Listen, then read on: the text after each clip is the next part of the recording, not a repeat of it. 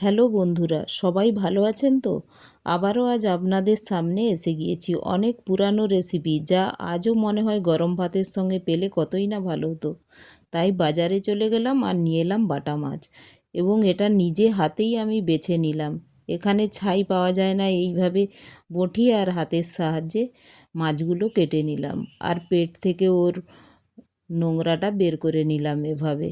আর ওর মধ্যেই ওই মাছের পিত্তিটা বেরিয়ে গিয়েছে। এখন এর পাখনা টাখনাগুলো কেটে আমি এক এক করে পুরো মাছটা কেটে নিলাম। কেটে এবার ধুয়ে নেব। দেখুন পুরো মাছটা কাটা হয়ে গেছে। এখন এটা আমি ধুয়ে এতে লবণ হলুদ মাখিয়ে নিলাম, আর তাওয়ায় দিয়ে দিলাম তেল।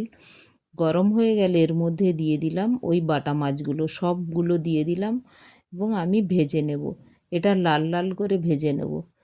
যখন এক পাশটা ভালোভাবে ভাজা হয়ে যাবে তখনই আমি উল্টাবো, না হলে মাছগুলো সব ভেঙে যাবে, যেহেতু বাটা মাছ এমনিতেই নরম হয়। দেখুন এইভাবে লাল লাল করে পুরো মাছটা ভেজে নিয়েছি। এখন আমি এর বাটনা বানানোর জন্য আমার লাগছে সর্ষে, পোস্ত, ধনেপাতা, বড়ি, টমাটো, আর ফোড়নের জন্য লাগছে রাঁধুনি, তেজপাতা, লঙ্কা। আমি তেল গরম হয়ে গিয়েছে, ওর মধ্যে আগে বড়িগুলো ভেজে তুলে নেব। বড়িগুলোও আমার লাল লাল করে দেখুন ভাজা হয়ে গিয়েছে। এগুলোকে ভেজে তুলে নিলাম। ওই কড়াইয়ের মধ্যেই আর একটু তেল দিয়ে দিলাম, আর ফোড়নের জন্য দিয়ে দিলাম রাঁধুনি, তেজপাতা, লঙ্কা। রাঁধুনি দিলে মাছের টেস্টটা খুব সুন্দর হয়, আর ফ্লেভারটাও ভালো হয়।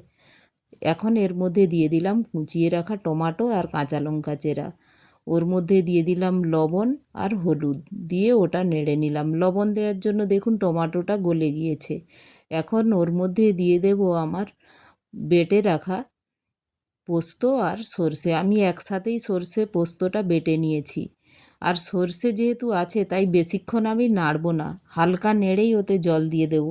বেশি নাড়লে সর্ষেটা তেতো হয়ে যাওয়ার ভয় থাকে, তাই আমি একটু নেড়েই ওর মধ্যে দিয়ে দিলাম জল। জল দিয়ে এটা একটু ফুটতে দেব। যখনই দেখব মশলাটা আমার ফুটে আসছে, দেখুন এখন ফুটে গিয়েছে, তো ওর মধ্যে দিয়ে দেব আমার আগে থেকে ভেজে রাখা বাটা মাছগুলো, আর তার সাথে দিয়ে দেব বড়ি। আমি এই বড়িটা নিজের হাতেই বানিয়ে রেখেছি। তো এখন এক এক করে আমি মাছ আর বড়ি একসাথে সবগুলো দিয়ে দেব। দেখুন আমি মাছগুলো এর মধ্যে দিয়ে দিচ্ছি। মাছগুলো দেওয়ার পরে 2-3 মিনিটই আমি এর সাথে বাটনার সাথে ফুটতে দেব। তারপর গ্যাসটা বন্ধ করে ওর মধ্যে দিয়ে দেব আমার কুচিয়ে রাখা ধনেপাতা।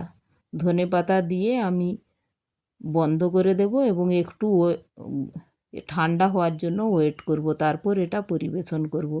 আর দেখুন এটা গরম ভাতের সাথে এত সুন্দর লাগে খেতে। এখনও খাওয়ার সময় মনে হয় যে এক থালা ভাত আজ খেয়ে নেব। আজ বাটা মাছের বাটনা হয়েছে। আমার মা এটা এভাবে বানাতো বাটা মাছ, আমাদের এত ভালো লাগতো, কি বলবো আর। দেখুন আমার রান্নাটা হয়ে গিয়েছে। এখন আমি একটু ঢেকে রেখে দিলাম। তারপর একটা বাউলের মধ্যে আমি সব বাটনাটা তুলে নিলাম, বাটা মাছের বাটনাটা তুলে আমি গরম ভাতের সঙ্গে দেখুন পরিবেশন করেছি। তার সাথে আরও কয়েকটা জিনিস নিয়ে নিয়েছি। আলু ভাতে করেছি, তারপর করেছি বড়ি ভাজা, ডাল, একটু মুরলা মাছ ভাজা, আর বাটা মাছের বাটনা। আপনারা অবশ্যই একবার খাবেন, আর ভিডিওটি ভালো লাগলে একটি লাইক আর সাবস্ক্রাইবও করে দেবেন।